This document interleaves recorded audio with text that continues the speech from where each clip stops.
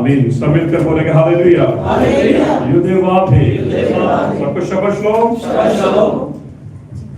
तो आज हम एक खास दिन में इकट्ठे हुए हैं, लेकिन उससे पहले हम उन बातों को सीखने से पहले हम अपनी क्लास शुरू करेंगे। जिस तरीके से हम अपनी क्लास शुरू करते हैं, भजन संहिता 119 के द्वारा हम अपने आज की स्टडी को शुरू करेंगे।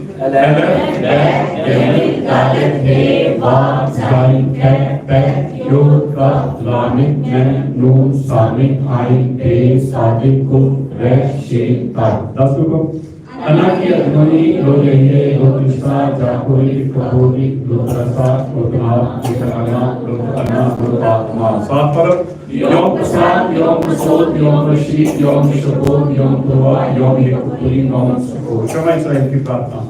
शमा इस्राएल अद्भुरी अलोइकु अद्भुरी अखात वाता अलक्कर अद्भुरी अलोइका इकोर बिल्का नक्शिका बिल्का यशव की शांति के लिए शालोम यशो आदिका यशो बकीका शोभा आनंदिका।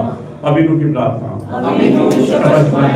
प्रदेश शिवका ताबो उनका याद से रहमान के वर्षमान के हमारे से लेकम कुकेनु कलामो हयो उससे लामो अलखाइन कैसे सोतीगा अनाकु लाकोते लामो बेरते हे यूनिवर्सियोन की खास मीनहारा ये काम मुलाका दिया के पूरा प्यासे पे देवन में कोला भी आमीन। सबको शबा शलोम। बारू कथा दुआए यहोवा आपको आशीष दे। तो आज हम शब्द एक लिखा है पुरीम, बोलिए फिर बोले। ये एक इब्रानी भाषा का शब्द है। इसका अर्थ होता है क्रैश करना, जहां उसको टोटे टोटे या टुकड़े टुकड़े कर देना। आमीन बोलिए। हालेलुया। तो ये 12वें महीने की 14 तारीख, बोलिए फिर बोलिए 12वें महीने की 14 तारीख। ठीक है, एक वचन पढ़े फिर हम आगे बढ़ेंगे। अस्तेर की पुस्तक 9 अध्याय उसके 27 और 28 वचन।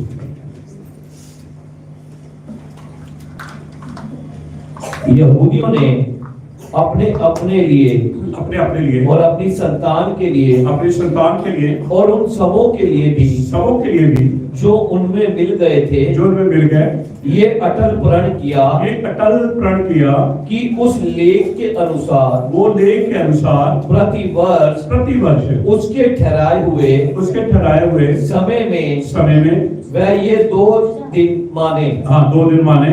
और पीढ़ी पीढ़ी कुल प्रांत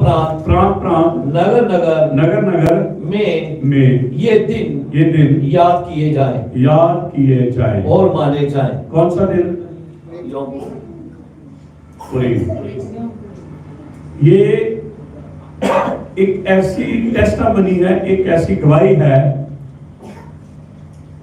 अच्छाई की बुराई पर जीत। बोलिए। आपको पता है बुराई अच्छाई को दबाना चाहती है, लेकिन अच्छाई कभी भी दबाई नहीं जाती। तो ये एक गवाही है अच्छाई ने कैसे बुराई के ऊपर जीत हासिल की। आमीन बोलिए। हालेलुया। अगर मैं आपको ऐसे पढ़ के सुनाऊंगा तो फिर आपके लिए थोड़ा दिक्कत होगा समझने के लिए। अगर आप स्टोरी टाइप सुनेंगे तो आप उसको जल्दी समझ जाएंगे। तो ये जो स्टोरी हमें मिलती है अस्तेर की किताब के अंदर। कौन सी किताब में? बाइबल के अंदर 2 किताबें ऐसे हैं जो औरतों के नाम पे हैं। कौन सी? अस्तेर और रूत। बस ठीक। रूत की भी स्टोरी बड़ी जबरदस्त है और अस्तेर की स्टोरी भी। हाँ, अब अस्तेर जो है वो यहूदी है और रूत जो थी वो अन्य जाति थी। ठीक। ये यहूदी होके अन्य जातियों के बीच में काम किया, उसने अन्य जाति होके यहूदियों के बीच में काम किया। इसलिए उनके कामों को देखकर उनके जो किताबों के नाम उनके नामों पे रख दिए, अस्तेर की किताब और रूत की किताब। तो आज अस्तेर की किताब के बारे में हमने सीखना है, क्योंकि उसमें ये पुरीम जो शब्द हमें मिलता है, उन्होंने पुरीम शब्द ही क्यों लिया? क्योंकि प्रीम शब्द जो है वो पुर से निकला है और पुर का अर्थ भी होता है पीस कर देना, टुकड़े टुकड़े कर देना। तो अब मैं स्टोरी आपको सुनाऊंगा, स्टोरी से आप जल्दी समझ जाएंगे। इसके अंदर एक हस्बैंड वाइफ है हस्बैंड का नाम है हमान, बोलिए हमान। फिर बोले हमान। हमान का अर्थ है शानदार।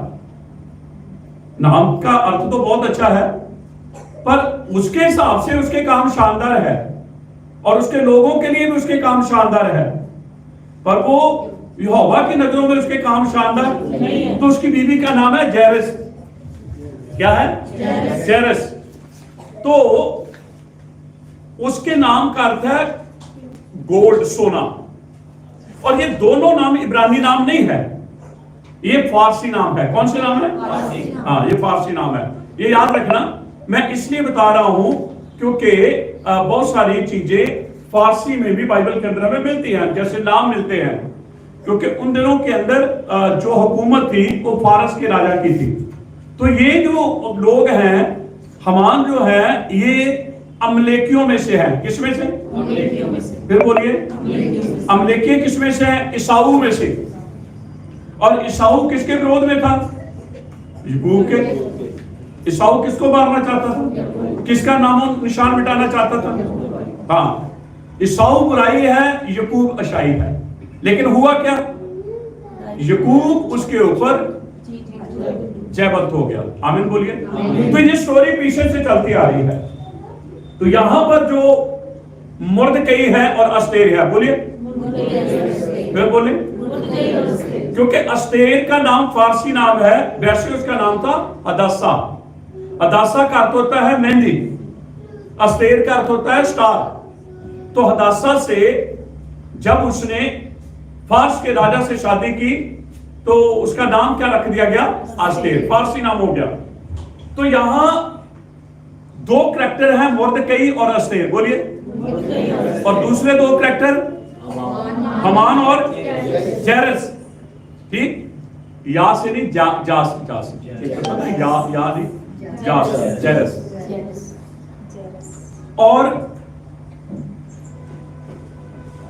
इतिहासकार या स्कॉलर इस बात को बताते हैं कि जो नीति वचन 14 अध्याय है ना, उसके पहले वचन के अंदर लिखा है कि बुद्धिमान औरत अपने घर को और मूर्ख। अब ये जो मूर्ख की ओर इशारा है, ये जैरस की ओर इशारा हुआ। तो पति को एडवाइस देती है, पति को एडवाइस देती है। पति को एडवाइस का अर्थ है पति को सलाह देती है। पति को होना क्या चाहिए? बोलो, वो कर रहा है। तो बुद्धिमान औरत कौन सी है? जो पति से। तो मूर्ख औरत कौन सी है? जो पति को सलाह देती है। मैं ये नहीं कहता हूं कि हमें पति को सलाह नहीं देनी, लेकिन इस स्टोरी के अंदर जो बात चल रही है, वहां पर हमान को उससे सलाह नहीं लेनी थी। हमान को जो उसके और सलाहकार थे उनसे सलाह करनी थी। तो बात जो स्टोरी है वो इस तरीके से चलती है। मुर्दकई जो है वो उसके नाम का अर्थ है लिटिल मैन, एक छोटा व्यक्ति। क्या है? और ड्यूटी उसकी क्या है? चौकीदार। तो चौकीदार का काम क्या होता है? फाटक पे बैठना, फाटक पे और आने जाने की जांच पड़ताल करना।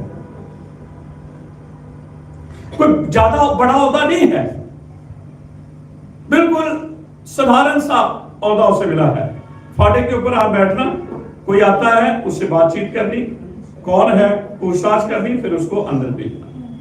और अंदर से जो राजा के पास से आते हैं, खड़े होकर झुककर उनको उनका स्वागत करना। ठीक, तो उसकी ये ड्यूटी है। हमान जो है वो एक तरफ से राजा का प्रधानमंत्री है, राजा का। तो प्रधानमंत्री के सामने तो सब झुकेंगे, उसे दंडवत करेंगे, उससे सलाहेंगे, उसे। तो देखो, मैं स्टोरी सुना रहा हूं आपको। अस्तेर की किताब आपको पढ़नी है, जाके पढ़ियो आराम से, आपको स्टोरी सारी समझ आ जाएगी। अगर मैं वचन ऐसे पढ़ाऊंगा तो फिर वो ना आपको समझ नहीं लगेगी, लेकिन स्टोरी के तरीके से आप समझ जाएंगे। ठीक, तो हमने हस्बैंड वाइफ देखे, क्या नाम उनका? और हमान के नाम का अर्थ क्या है? और जैरस के तो ये दोनों नाम कौन सी भाषा के? हाँ, दो उधर दो करैक्टर और है, कौन कौन? मुर्दकई और मुर्दकई के नाम का अर्थ क्या है? छोटा आदमी। और अस्तेर के नाम का अर्थ क्या है? हाँ, तो अस्तेर का पहला कौन सा नाम था? हदासा। हदासा का अर्थ क्या है? मेहंदी। ठीक है, स्टोरी याद रहेगी ना? मुझे लग रहा आप लोगों ने जब संडे स्कूल के बच्चे सुनेंगे ना उनको याद रह जाएगी। आपको यीशु मसीह के पास बच्चे बनकर आना है ना? जब बच्चे बनकर आएंगे तो फिर हम सीख जाएंगे। अगर हम बड़े बन के आएंगे तो नहीं सीखेंगे। बच्चों को स्टोरियां तुरंत याद आ जाती है। अभी अजरी को ये स्टोरी याद आ जाएगी अगर अजरी सुनेंगे तो, क्योंकि यहाँ तो बड़ों के बीच में तो बच्चे नहीं सुनते, लेकिन जब बच्चे बच्चों के बीच में बैठे हुए ना फिर वो स्टोरियां सुनती है और उनको याद भी रहती है। आमीन बोलिए, हालेलुया। तो अब मुर्दकई अस्तेर अच्छाई का प्रतीक है और दूसरे तरफ हामान और जेरेश जो है बुराई का प्रतीक है। ठीक, तो एक दिन हामान राजा से मिलकर आया तो सब लोग जब हामान राजा के महल से निकला सब लोग उसे दंडवत कर रहे हैं। कई तो दंडवत करते हैं दिखावे के लिए, कई दंडवत करते हैं उसके ओहदे के लिए, कई दंडवत करते हैं चापलूसी के लिए, बहुत सारे तरीके के दंडवत हैं। लेकिन जैसे ही वो फाटक पे आया तो वहां किसके साथ मुलाकात हुई? बोलिए। ना तो वो खड़ा हुआ, ना उसने, ना तो वो दिखावा करता है, ना वो चापलूसी करता है, ना उसे हामान से कुछ लेना है। Hallelujah, hallelujah. तो अब ये बात हामान को कभी कभी बातें बुरी लगती है, बोलो, फिर हम भूलते नहीं जब तक उस बात का हल नहीं हो जाता, वो इधर उधर घूमती रहती है। पर मुझ में ऐसा नहीं है। बस मैं अपनी बात बताऊं, मुझ में ऐसा नहीं है। आप लोगों की मैं गवाही नहीं दे सकता, मैं अपनी गवाही आप दे रहा हूं, नहीं तो आप मुझे टेस्ट करके देखिए। मैं आपको टेस्ट करूंगा तो आप पकड़े जाएंगे। कोशिश करो कि हम हामान की तरह बातों को याद ना रखें। अब हामान क्या हो गया? हर बंदे ने उसे, अब वो पागल, उसको पता नहीं, समझ नहीं आ रही कि यार मेरी चापलूसी कर रहे हैं, जब मुझे मेरा जो ओहदा है उसके प्रति मेरा सम्मान कर रहे हैं, उसको रिवाज, उसको ये है कि मेरे सामने, बोलो, मेरे सामने दंडवत। लेकिन मुर्दकई नहीं दंडवत करता भाई। कारण क्या है? क्योंकि वो यहूदी है। क्या है? और ये कौन है? अमलेकी। और यहूदियों को पता है कि यहोवा ने कहा था अमलेकियों को नाश करना। Hallelujah, hallelujah. बहुत गुस्सा उसे। किसको? किस बात का? तो यार 100 बंदे ने तुझे दंडवत कर दिया, एक ने नहीं भी किया तो फिर क्या हो गया? बस वो एक जो है ना। वैसे आप क्या सोचते हो, इसको करना चाहिए या नहीं करना चाहिए? अगर कर भी देता तो कोई हर्ज होता? भाई अब देखो, उसको सजा मिलने जा रही है, उसको नहीं, उसकी कौम को सजा मिलेगी। तो जब सजा आती देखेंगे तो हम कहते हैं यार इससे अच्छा है ना, यार हम पर आ गए, यार बच्चों पे आ गए, यार कौम पे आ गए, यार ऐसे है ना, एक गलती क्या था, मैं भी झुक जाता। क्यों नहीं झुका? मैं आज इसी के ऊपर आज सारा दिन स्टडी कर रहा था। कल से मैंने स्टडी, वैसे भी मैंने पहले भी आपको सुनाया, लेकिन आज थोड़ा सा हटके होगा। आमीन बोलिए। मैं इसमें एक ब्रेक करूंगा, ब्रेक के बाद फिर हम चलेंगे, क्योंकि कल आप बंदी पे आ नहीं सकते। वैसे आज हमें 5 बजे इबादत करनी रखनी चाहिए थी, क्योंकि अगर आपको पुरीद के बाद, देखो ये क्रिश्चियन नहीं समझेंगे, ये क्रिश्चियन लोग नहीं समझेंगे। कौन समझेंगे? जो बिब्लिकल लोग हैं। मैं अब ये नहीं कहता क्रिश्चियन बिब्लिकल नहीं है, क्योंकि जो बिब्लिकल, जो बिल्कुल डीप है, जो बिल्कुल डीप है, प्रभु के बारे में जानते हैं, त्योहारों के बारे में जानते हैं, बाइबल के त्योहार। आज वैसे भी त्योहार था, आज सारे क्रिश्चियन को पता था आज क्या था? होली। बोलिए क्या थी? वो होली नहीं जो पवित्र होता है, ये तो रंग बिरंगे। बोलो क्या? कान भी रंग बिरंगे, गाले भी रंग बिरंगी, पूरा चेहरा ही रंग, बस्तर भी रंग बिरंगी। अब दिल लगेंगे कि रंग जाते? वो बोलो जेडे रंग उन्होंने मुंह से ला लिया, टाइम लगेगा ना जाने के लिए, कि आज उतर जाएगा सारा? टाइम लगेगा ना। इसका अर्थ है वो पक्का रंग नहीं है, वो कच्चा रंग है। पर जिनके ऊपर पक्का रंग चढ़ गया ना, वो नहीं कभी उतरता। मर्दकई के ऊपर पक्का रंग चढ़ा हुआ। मैं सोच रहा था कि अगर वो कर भी देता, क्योंकि इसके बाद एक बहुत भयानक स्टोरी शुरू हो जाएगी। सिर्फ एक काम, एक व्यक्ति ने उससे सिजदा नहीं किया, एक व्यक्ति ने उसे दंडवत नहीं किया, अब उसकी बीवी का रोल आएगा, क्योंकि वो घर जाएगा। मुंह कैसे होगा? उतरा हुआ। मुंह कैसे होगा? तो सबसे पहले कौन पूछेगा? पूछा तुसी जाने उन्होंने पहले ही उतरे होता। अब मुंह उतरे को क्या पूछेगा?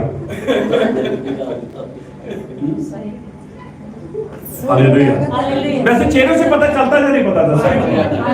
बोलो, जिस दुनिया में हम रहते हैं हमें तो पता है ना, चेहरे से पता चल जाता है। बंदा बाहर से आता, कोई था मैं जब पंजाब से आता, मेरी मैडम कहती बड़े खुश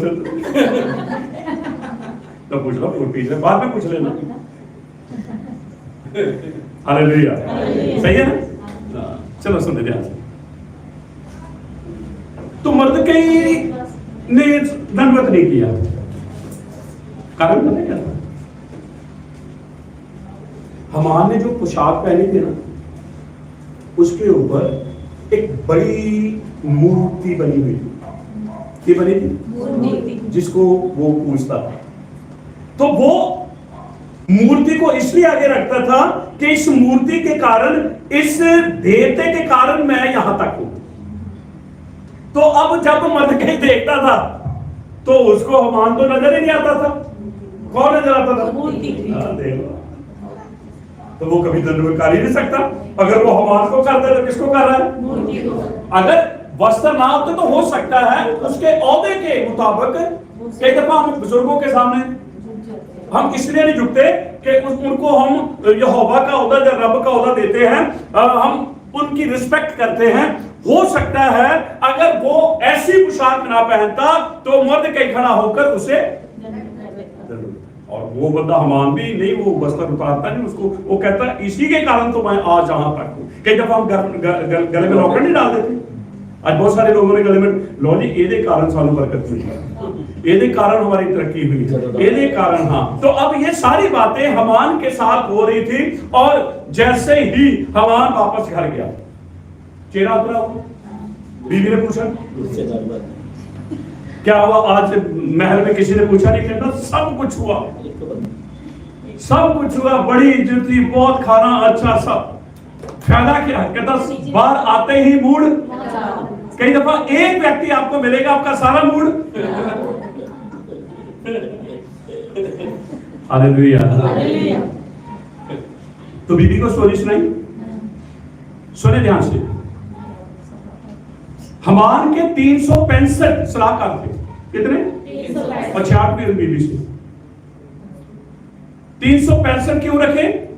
क्योंकि हर दिन एक सलाहकार हामान को सलाह देता था, और जो 365 सलाहकार थे वो सलाह के ही तनख्वाह देते थे। अच्छे घर, अच्छा खाना, सब कुछ उनको मिलता था। तो आज 365 सलाहकार कोई भी सलाह नहीं देगा, आज उसकी बीवी सलाह देगी। तो उसने क्या कहा? उसने हामान से कहा, हम अगर मर्दकई को जेल में बंद करें, तो उसने कहा आपको पता है यूसुफ को जेल से यहोवा बाहर ले आया, तो इसका अर्थ है जेल भी इसे बंद नहीं कर सकता। अगर हम इसको आग में डालें तो इनका यहोवा हननिया मिशाइल सज्जा को बाहर ले आया। अगर हम इनको पानी में डुबाएं तो यहोवा लाल समुद्र को 2 हिस्से करके अपनी कौम को बाहर ले आया था। अगर हम इनको जंगल में छोड़ दें, कहीं मरुथल में, कहीं डेजर्ट में छोड़ दें, वहां मर जाएगा, तो उन्होंने कहा ना, ये तो 40 साल वो डेजर्ट में रहा तो पढ़ते ही गए। तो ऐसे पूरी स्टोरी किसने सुनाई? हाँ, उसकी देखो कितनी ज्ञानवान थी, सारी स्टोरी यहूदियों को जानती। हालेलुया, इतनी अच्छी स्टोरी। हामान सुन रहा है। अब जिसका मूड अपसेट होता है वो कोई जवाब नहीं देगा, ये याद रख, कभी प्रैक्टिस करके देखो घर में। बस उसको एक ही है कि मेरी बेइज्जती हो जाएगी। क्या होगी? मेरी बेइज्जती हुई है, बस एक उस व्यक्ति के कारण मेरी बेइज्जती हुई। अब जब तक मैं उसको वहां से हटा नहीं देता तब तक मैं चैन से नहीं बैठ सकता। तो बीबी ने उसकी है ना सारी स्टोरी सुनाई। उसके बाद उसने कहा एक है स्थान जहां से यहोवा ने उनको ले बचाया, वो है क्रूस। क्या है जी? तो इसके लिए एक फंसी का बंदा बनाया जाए। तो ऐसी यहूदियों में कोई भी गवाही नहीं है कि यहोवा ने उनको फंसी के फंदे से बचा लिया। तो फंसी का बंदा हम, ठीक। तो ये सलाह कौन दे? कितनी देखो कितनी दिमाग है, घर में रहकर इतना दिमाग, बाहर रहकर तो चलो बंदा का दिमाग आता भी, वो लोगों को चलते फिरते बात करते काम काज करते देखता तो एक्सपीरियंस बढ़ते हैं। हाँ, खाली बैठ के भी देखो, खाली दिमाग में शैतान का घर होता है। याद हाउस वाइफ थी पर काम बिल्कुल नहीं करती थी। हाँ चलो सॉरी। तो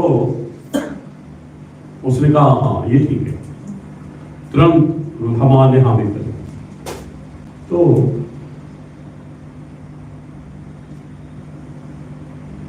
अब स्टोरी शुरू होती है पेड़ों की। अब लकड़ तो लेनी है ना, कोई भी जिसकी क्रॉस बनानी है लकड़ तो लेनी। अब यहोवा आता है, यहोवा पेड़ों से बात करता है। तो पेड़ों से बात करता है, हर पेड़ तैयार है अपनी लकड़ी देने के लिए। ये निकम्मा बंदा आना जो मैं इसको अपने ऊपर इसको मैं अपने ऊपर लेकर इसको मारूंगा। हर पेड़ जैतून आता है, अंजीर आता है, अनार आता है और भिन्न भिन्न प्रकार के जितने फ्रूटफुल पेड़ हैं सब आते हैं। लेकिन यहोवा कहता है यार तुम में हर किसी में गुण है, मुझे वो पेड़ चाहिए जिसमें, क्योंकि इसके अंदर हमान के अंदर कोई गुण ही नहीं है। तो पेड़ भी ऐसा ही चाहिए जिसके अंदर कोई गुण। तो फिर एक कांटों वाला पेड़ कहता जी मैं, क्योंकि जैसे मेरे ऊपर कांटे आते हैं मैं पेड़ के लिए कांटे देता हूं, ऐसे ही हमान भी इस्राएल के लिए कांटा है।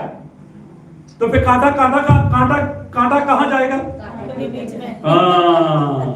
तो फिर कांटों का पेड़ तैयार हो गया। और इस पेड़ को यहोवा ने छठे दिन बनाया था। किसके लिए? हमान के लिए। वो उत्पत्ति की नींव रखने से पहले ही मेरे और आपके लिए इंतजाम करने वाला यहोवा है। आमीन बोलिए, हालेलुया। चलो जी, अब एक पेड़ तैयार हो रहा है। कौन सा? कांटों वाला पेड़ आया। तो उसने कहा मैं अपनी लकड़ी दूंगा क्रूस बनाने के लिए, ताकि जो कांटे को कांटे के ऊपर ही रखा जाए। ठीक, अच्छा स्टोरी समझ आ गया है ना? स्टोरी अभी तो चलेगी, स्टोरी की जल्दी समाप्ति होगी। हमान ने ये सारी स्टोरी अपनी बीवी से सुन ली और उसके बाद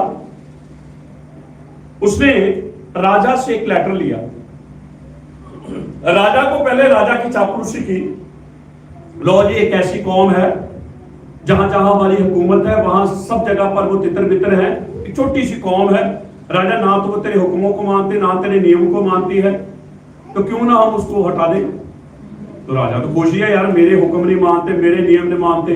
तो उसने एक लेटर लिखा, उस पे स्टंप किया जी, जाओ जी। तो उन्होंने 12वें महीने की 13 तारीख ली। कौन सी? 12वें महीने की 13 तारीख। फिर बोलिए, 12वें महीने की 13 तारीख। इसीलिए 13 शब्द अन्य जातियों के लिए ब्लेस्ड नहीं है। ठीक, तो क्या करना? 12वें महीने की 13 तारीख को जहां जहां जिन जिन नगरों में, शहरों में, गांव में यहूदी लोग हैं, बच्चों से लेकर बड़ों तक सब कत्ल। ठीक है। अब मर गई कहता यार, सोचता होगा ना यार मैं यार झुक जाता तो यार है ना। तो वो उसको पता है मेरा यहोवा। हननिया शायद अजजा ने क्या कहा? हम तो दंडवत नहीं करेंगे, बात तो हो ही रही, हम तो दंडवत नहीं करेंगे। हमारा यहोवा बचाएगा तो भी ठीक है, नहीं बचाएगा तो ठीक है। तो अब मर्दकई जो था, जब उसको पता चली 12वें महीने की 13 तारीख को यहूदी कौम को मार दिया जाएगा, तो अब मर्दकई जो है वो अस्तेर से, क्योंकि अस्तेर रानी बन चुकी है, उस साइड में नहीं आ रहा हूँ क्योंकि अगर उस साइड में जाऊंगा तो थोड़ी सी और बातें आ जाएंगी।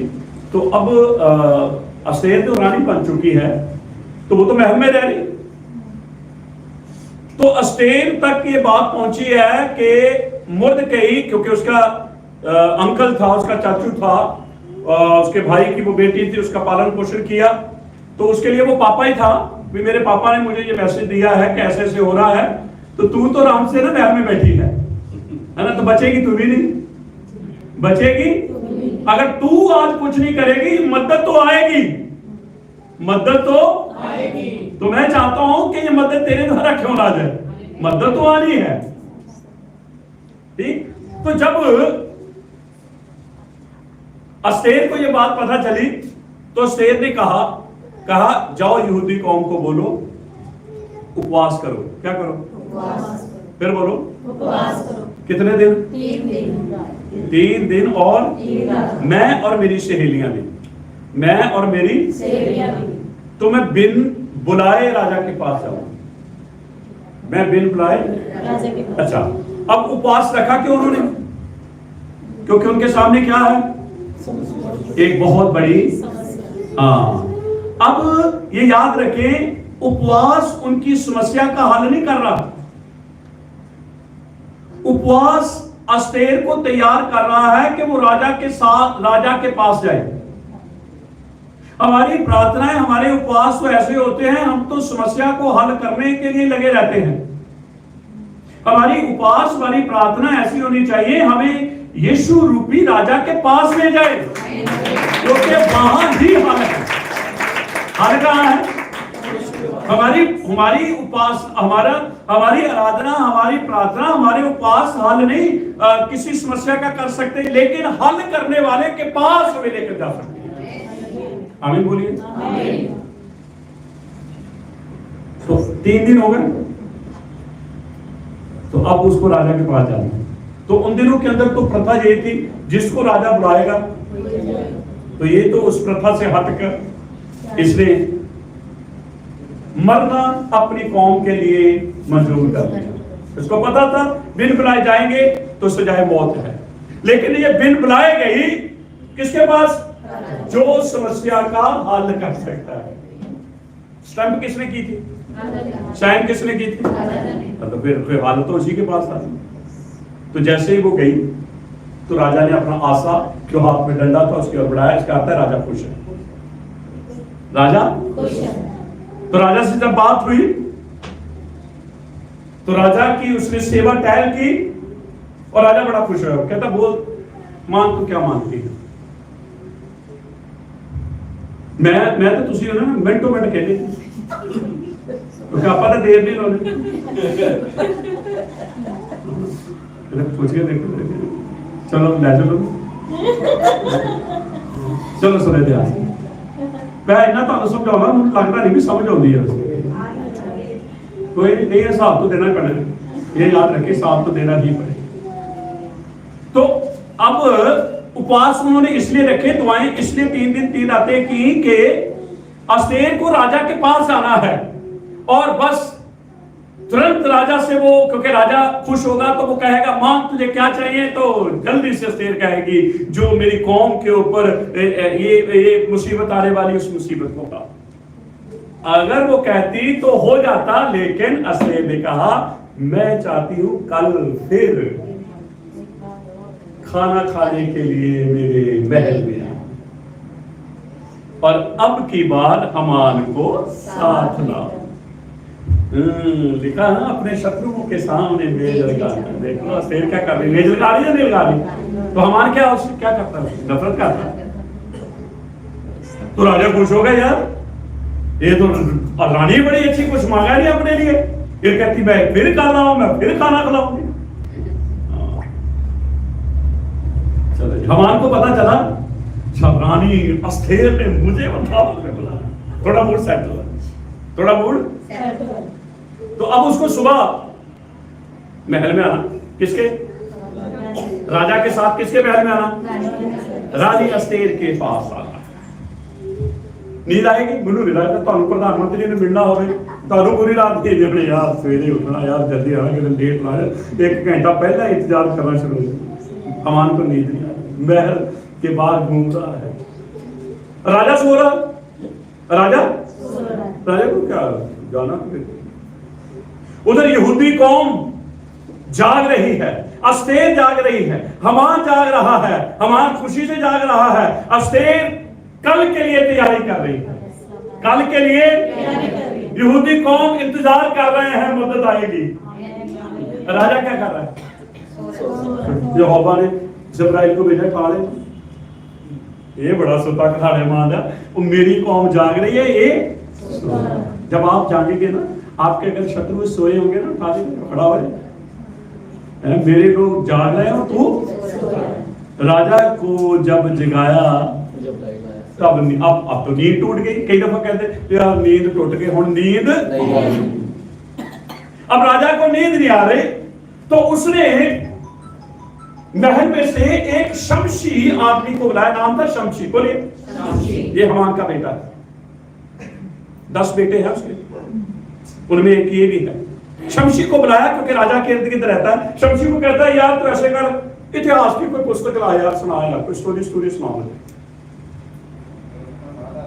तो शमशी जब बुक लेकर आया तो उसने जब बुक खोलनी शुरू की तो उसने उस जगह जहां पर 2 आदमी थे जिन्होंने राजा के विरोध में एक योजना बनाई कि राजा को जहर देकर मार दे ठीक तो ये इतिहास की उस पुस्तक में लिखा हुआ था कि राजा के पास वो बात कहां कैसे पहुंच गई और कैसे उनकी योजना खत्म हो गई तो जैसे शमशी ने ऐसे खोला तो पढ़ने लगा ना तो यहां तो मर्दकई का नाम आ रहा था क्योंकि मर्दकई ने बताया था कि ऐसे ऐसे 2 आदमी योजना बना रहे हैं राजा को मारने की तो उसने तुरंत ना पेज पढ़ दिया तो राजा को पता समझा रहा है यार तू कर क्या रहा तू पूरी स्टोरी तो सुना नहीं रहा तो दूसरा इतिहास कहता है शब्द अपने आप बोलने शुरू हो गए जो लिखे हुए शब्द थे हो सकता है नहीं हो सकता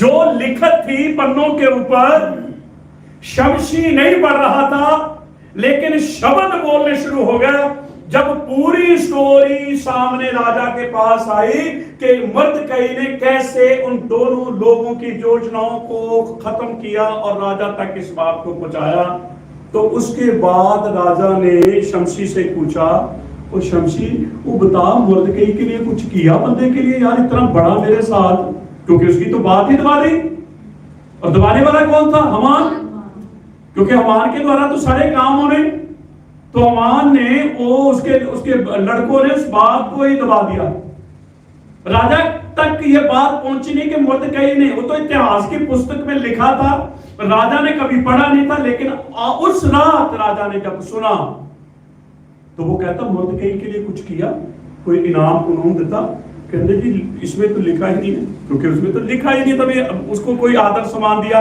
वो तो बेचारा कहां पर बैठा है तो उसको कहां होना चाहिए था वो यार उसको तो राजा के साथ होना चाहिए था वो अभी भी बाहर है अब देखना चौकीदार राजा बनेगा प्रधानमंत्री बनेगा प्रधानमंत्री चौकीदार बनेगा हालेलुया शाही ऊपर जाएगी आज बुराई ऊपर है आज लेकिन याद रखें हमें लगता है कि अच्छाई करने वालों के साथ बुराई होती है होनी है इसलिए होनी है क्योंकि अच्छाई ने अपनी जगह पे जाना है और बुराई ने नीचे आना है आमीन बोलिए हालेलुया स्टोरी समझा तभी मैंने कहा था कि स्टोरी तैयार करूंगा स्टोरी के अनुसार स्टोरी सुनाऊंगा तो आपको समझ आएगी तो अब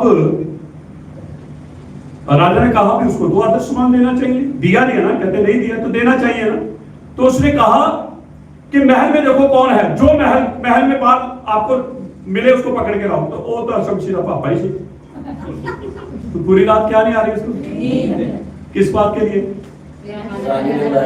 रानी ने बुलाया आदर सम्मान हाथ पड़ेंगे वेलकम होगा लोग कहेंगे वाह यार ये रानी के महल रानी ने इसको बुलाया रानी अब एक बात और राजा के मन में चुप रही थी हमान को क्यों बुलाया? वो यार पति तो मैं हूं ना, ये तो दूजे बंदे का काम की। आओ ਤੁਹਾਡੇ ਸਾਹਮਣੇ ਤੁਹਾਡੀ बीवी कोई और भी नाम ले ले तो थोड़ा सा ओ बोलो, और वो भी दुश्मन का। हाँ? और देखो अस्तेर तो यहूदी है और वो कौन है? अमलेकी। तो राजा के मन में यार राजा के सामने दूसरे बंदे को यार नहीं बनती नहीं ना, ये भी बात थी, उसको बेचैनी हो रही थी। कहते चलो टाइम तो पास करें, थोड़ा सा सुनते हैं ना स्टोरी। तो उन्होंने देखा महल में कौन घूम रहा है जी, कहते पकड़ के लाओ उसको। तो एक स्टोरी सुनाई हमारे को, चलो स्टोरी पढ़ेंगे। अस्तेर 5 गए।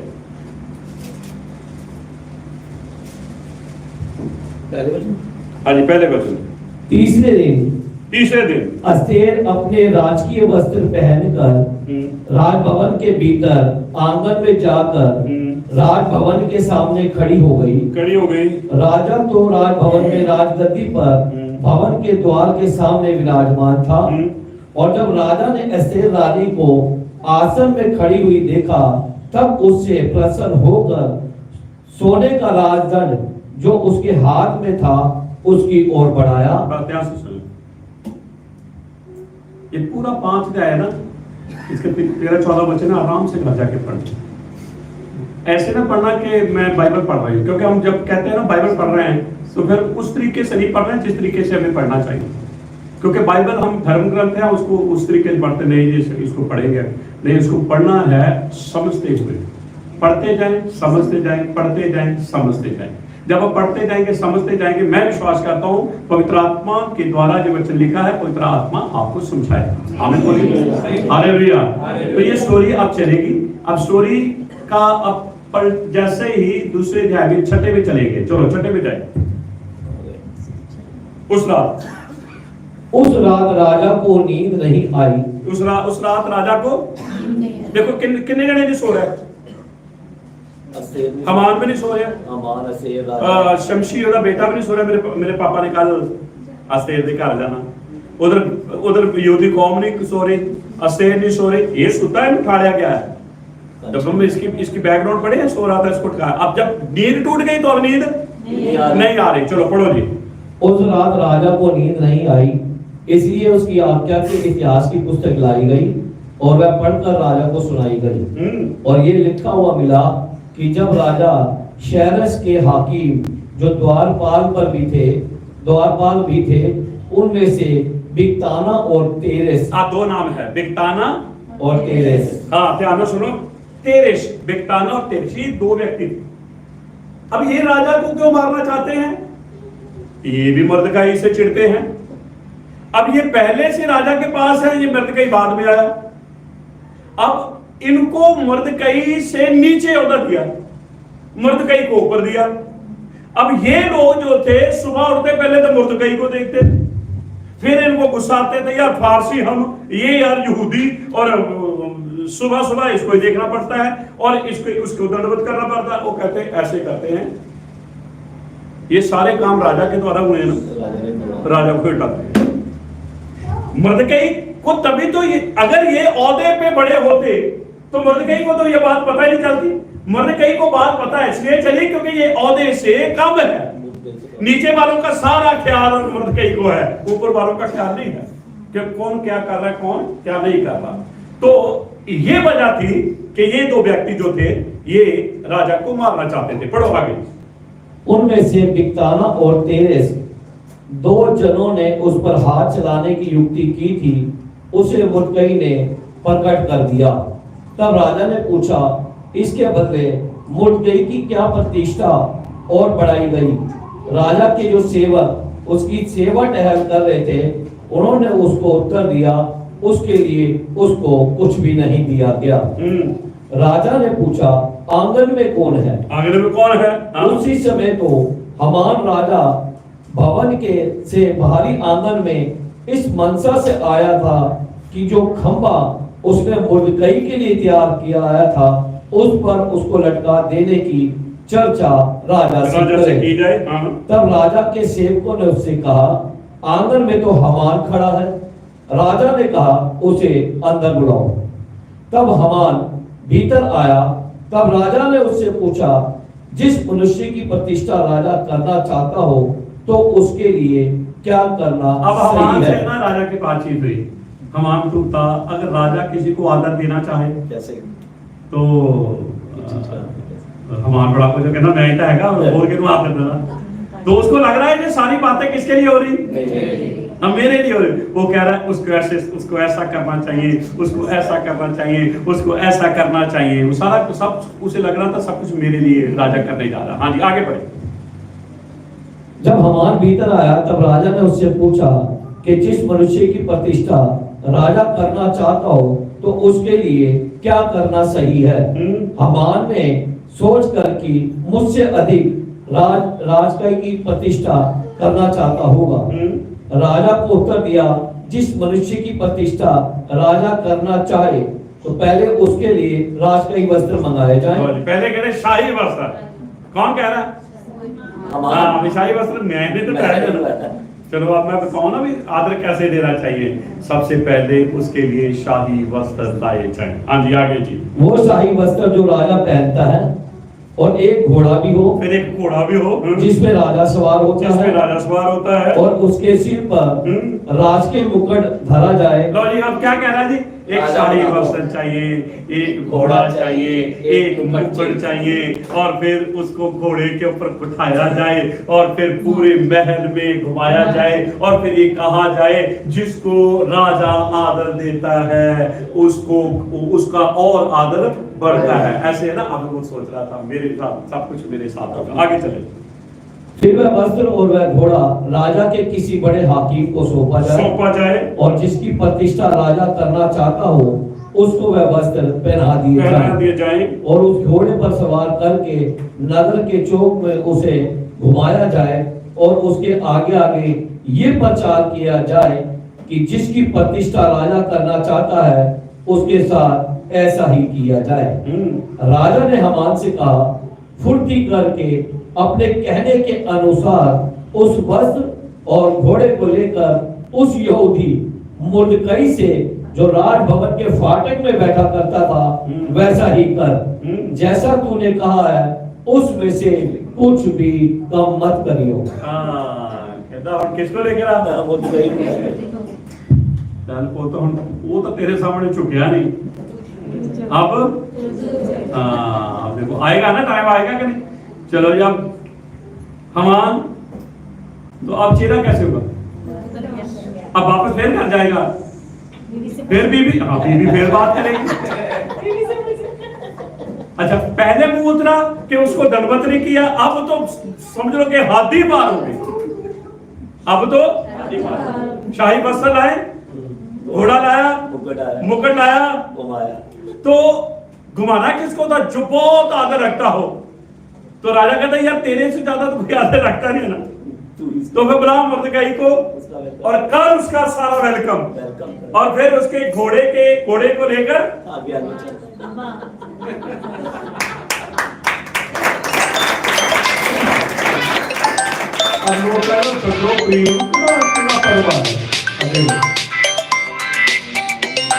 आपने सुना? तो क्या है? साधु सुंदर जी की गवाही तो है और गवाही के पीछे उसके जीवन में काम करने वाला कौन है? यीशु मसीह। तो जब हम उसकी गवाही को पढ़ते हैं तो यीशु को तो महिमा देते हैं। तो सुप्रीम के पीछे जो काम कर रहा है वो कौन है? यहोवा। कौन काम कर रहा है? यहोवा। तो अगर हम इसको याद कर रहे हैं, जब मैं आपको स्टोरी बता रहा हूं, आज भी बुराई अच्छाई को दबाना चाहती है। अच्छाई आज तक कभी दबी नहीं है। अच्छाई ऊपर है, ऊपर ही है, और बुराई नीचे है, नीचे ही है। आमीन बोलिए। हालेलुया। अब घर जाएगा या नहीं जाएगा? मूड फिर सामने कौन मिलेगा? बीवी थोड़ा सा मूड चेंज कर दिया, ज्यादा खराब हो। अब बीवी थोड़ा सा ना यू टर्न लेगी। देख रहा बीवी यू टर्न लेगी। बीवी ने तो सारी कम की थे, तो बेचारा काम खराब। हाँ आदम का काम किने खराब किया है ना। चलो नहीं काम बनाउंदियां भी है ना, तो ये कहो भी सारे काम खराब कर दिए ना, काम बनाते भी। हाँ जी पढ़ो जगह। तब मुर्दकई जो राजभवन के फाटक में लौट गया, परंतु हमाम शोक करता हुआ सिर ढापे हुए फट से अपने घर। अब क्या लौट गया। पता कैसे यार सिर झुका हुआ है, क्योंकि लोग बड़े थे आप देख रहे हैं अमान को। पहले एक बंदे के कारण बेइज्जती हो रही, अब पूरी कौम पे अब पूरी कौम में। अब तो ज्यादा बहुत ज्यादा अपसेट हो गया। ठीक है आगे चलो। और हमाम ने अपनी पत्नी जैरस और अपने सब मित्रों से सब कुछ जो उस पर बीता था बता दिया। तब उसकी बुद्धिमान मित्रों और उसकी पत्नी जैरस ने उससे कहा मुर्दकई जिसे तू नीचे दिखाना चाहता है, यदि वह यहूदियों के वंश में का है तो तू उस पर प्रबल न होने पाएगा। लो ये कौन झूठा लगे? गलत सही तो पहले भी तो पता ही था भी यहूदी है वो। आप कहते हैं अगर कोई यहूदी है ना, उसका तो यहूदियों का तो नाश कर ही नहीं कोई पाया, हम लिखी तो फिर सलाह क्यों दी तूने? सलाह किसकी थी? पहली डोज सलाह तो बहुत होगी। अब ध्यान से सुने। बुद्धवान औरत अपने घर को, अस्तेर ने अपनी कौम को बचा लिया। अस्तेर ने अपनी कौम को बचा लिया।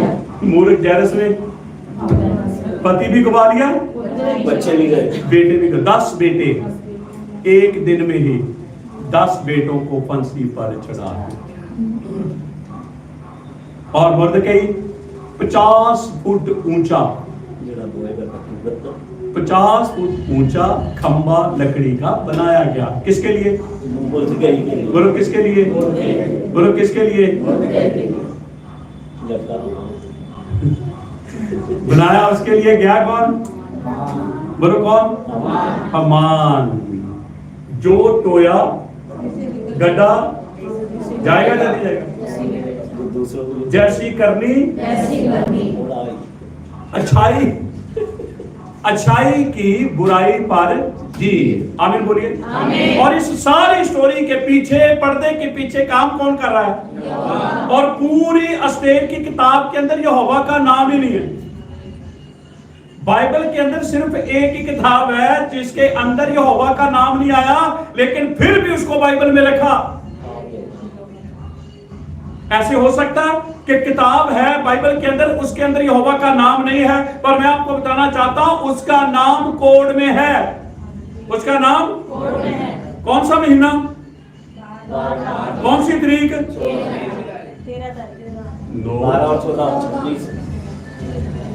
14 तारीख। जो प्रीम का पर्व है कौन सी तारीख को मनाना है? तो 12 और 14 तो 26 क्या है? तो कौन काम कर रहा है पीछे? चलो अब आ जाओ। इब्रानी भाषा में क्या लिखा है? ए पूरी। बोलिए फिर बोले लो पेन दो।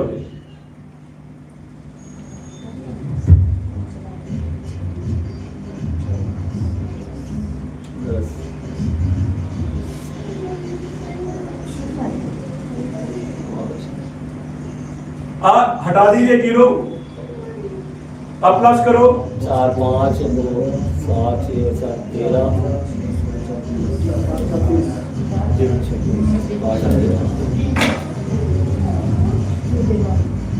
26 क्या है? तो यहूदियों के शत्रुओं के टुकड़े टुकड़े किसने किया? बोलो। तो लोग कहते हैं कि अस्तेर की पुस्तक में यहोवा का नाम नहीं, नाम है तो है, लेकिन किस में है? बोलो किस में है? तो फिर कोड तो वही जानेंगे जो इन भाषा को जानेगा। आमीन बोलिए। हालेलुया। तो अच्छाई की बुराई के ऊपर बुराई कहाँ गई? नजर कहाँ आ रही थी? बुराई ऊपर। यार कहते ना ये दुआ करते ना ये वचन पढ़ते, ऊपर ही रहते। मैं कहा ये ऊपर पता क्या है? ये वो बलून है जिसमें हवा भरी है, पर एक दिन ऊपर से ये फटना है। कभी देखा आपने? आज आप बलून छोड़ो, बताओ, आप क्या सोचे वो स्वर्ग चला जाएगा? फिर हाँ, कहीं कांटा लगा फिर कहाँ आएगा? क्या कहा था? उसकी जगह बुराई की जगह नीचे, अच्छाई की जगह। एक दिन अच्छाई को 3 दिन 3 रातें कब्र में बंद कर दिया। 3 दिन अच्छाई अंदर ही नहीं, कब्र में नहीं। क्या होगी? अच्छाई नहीं कभी बांध के रखी जाए। आमीन बोलिए। Hallelujah, hallelujah. कितनी भी बुराई आपके सामने, आपके परिवार में, आपके पड़ोस में, आपके करने वाले हो, पर याद रखें अच्छाई अच्छाई रहेगी, एक दिन वो नीचे गिरेगी। Hallelujah, hallelujah. बस मुझे की तरह, स्नेह की तरह प्रार्थना में रहो। राजा भी झुक जाएंगे, ये संतरी मंत्री भी। Hallelujah, hallelujah. और यहोवा के लोग नीचे नहीं, यहोवा के लोग ऊपर। लिखा है कि ये कर्म को पीढ़ी दर पीढ़ी याद करता है, क्योंकि ये एक गवाही है और इनकी जिंदगियों में काम करने वाला यहोवा, वो कल आज और जुग जुग एक साथ। आमीन बोलिए। हालेलुया। योधे बाप है, उसने एक बार नहीं 2 बार अपना नाम रखा है। 12वें महीने की 14 तारीख 26 और हे उरीम के अंदर उसने कोड में 26 रखा है। और जब हम 26 देखते हैं तो हमें नजर आता है योधे बाप है। बोलिए योधे बाप है। फिर बोलिए